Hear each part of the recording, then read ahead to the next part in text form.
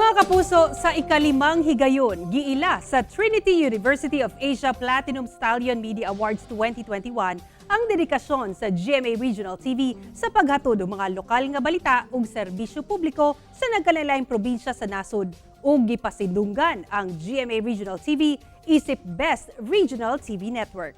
Ani ang report. Best Regional TV Network, GMA Regional TV.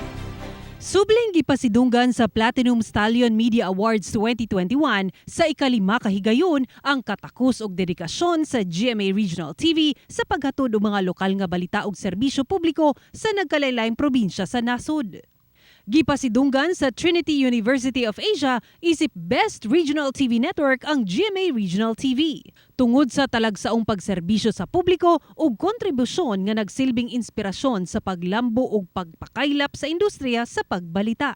Gipangunahan ni GMA Regional TV and Synergy First Vice President and Head Oliver Victor Beltran Amoroso ang pagdawat sa pasidungog.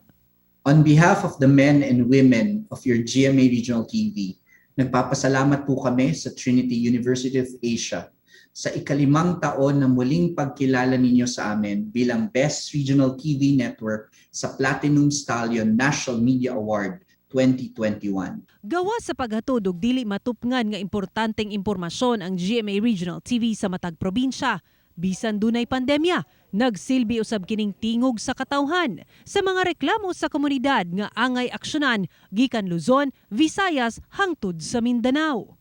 There's no better time than now in our nation's history that we are opening more opportunities for the regions and provinces to tell their stories and make its voices be heard by the rest of the country, even the world. As we are still in a global pandemic, we continue to arm our viewers with relevant news, information, and stories that directly affect us, our families, friends, and communities.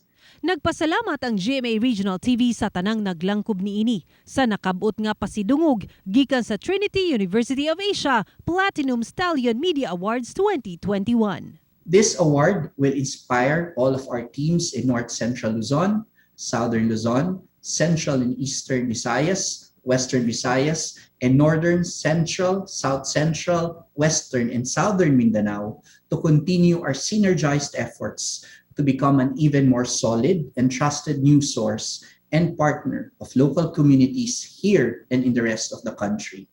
In this way, the work that we do stays true and faithful to our belief and slogan, which is to deliver local news that matters. Ako si Sara Hilomen Velasco para sa One Mindanao.